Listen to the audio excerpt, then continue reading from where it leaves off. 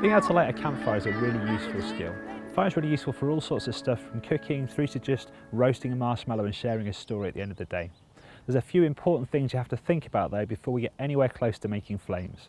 Firstly, check that the area you're going to light your fire is suitable. It should be flat, clear from anything that's going to burn, and also think about things like where would smoke blow to, and do you have enough firewood around to keep the fire going. The last important thing you have to think about is whether you're allowed to light a fire. Here at one of the Scout Activity Centres we've got designated fire pits, and it's a perfect place to practice fire lighting. Now we're going to look at some of the stuff we're going to need to get ready before we make flames. One of the first things we need to prepare is our firewood, the wood we're actually going to be burning. One of the mistakes people often make is not getting enough firewood or getting the wrong sizes. Keep in mind that prior preparation produces perfect performance. Loads and loads of wood means you've got loads and loads of stuff to practice with when you get to lighting the fire. We're going to split it into 3 piles in what's called a graded wood pile. So the first pile is stuff like this. It's about 1 matchstick thick. Remember that matchsticks burn because they're thin and because they're dry. So we've got the right thickness. Let's check if it's dry by seeing if it snaps, and it does.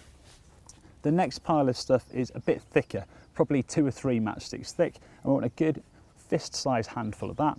The third pile is stuff that's a bit thicker. It's stuff that's going to build up our fire so we can add on larger fuel and make it into a proper campfire. For today, we're just going to use stuff that's about the thickness of my thumb.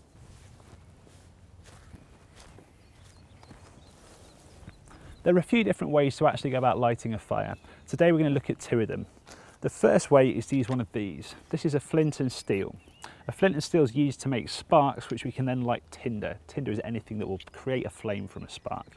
It's really simple to use. I'm just going to show you how it works. First of all, if you've just got this out of the packet, the key thing for you to do is to scrape off the paint which they put over the top. Otherwise you won't be able to make any sparks. Once you've done that, you can then think about how it actually works.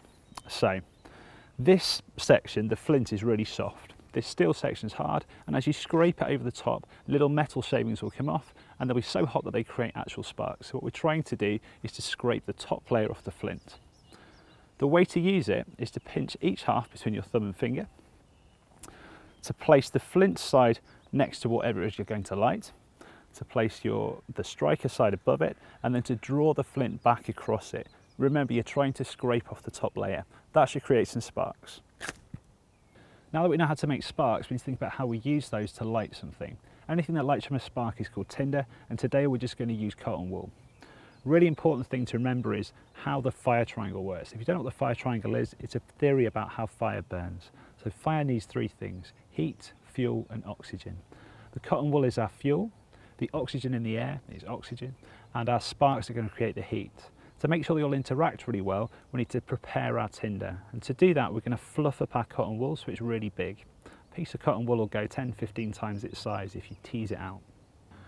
Now that the cotton wool's already fluffed up and there's lots of air in it, we can put it down onto our base and use the flint to light it. To light it, we're going to use the Flint and Steel just like we did before, but we need to make sure that we pull our hands back out of the way really quickly so we don't get burnt fingers.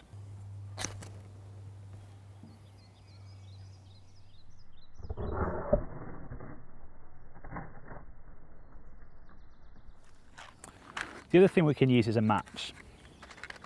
The best way to use a match is to pinch it between your thumb and 3rd finger, put your 2nd finger no closer to the head to support it so it doesn't snap, and then strike it along the face of the matchbox. As you do that, then cradle it to stop the match going out.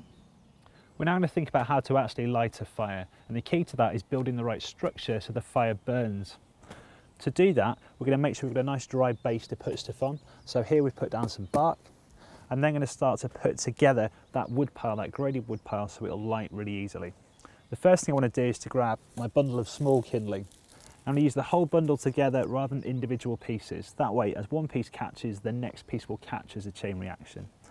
I'm going to take a large stick, place it on the side, and then lean the whole bundle over the top of that stick, but mostly sitting on top of that bark. Then what I need to do is get my tinder, which remember is my cotton wool. I'm going to fluff it up just like I did before, and I'm going to place it underneath that bundle of kindling. The reason we've put it on that stick is to stop the kindling squashing all the air outside or out of our cotton wool.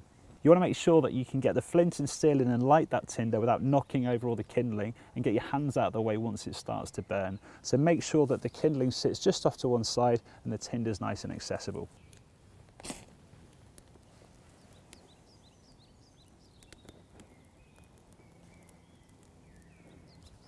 Now that it's burning, we just need to leave that so the flames travel through that bundle of wood before we're ready to add on the next pile of kindling.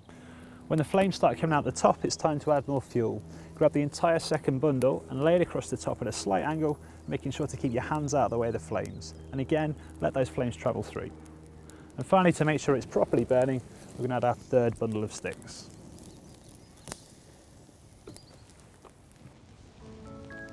Now that the fire's burning, we can keep adding bigger and bigger pieces of fuel, so we're ready to start cooking some marshmallows. Give it a blow, give it a blow.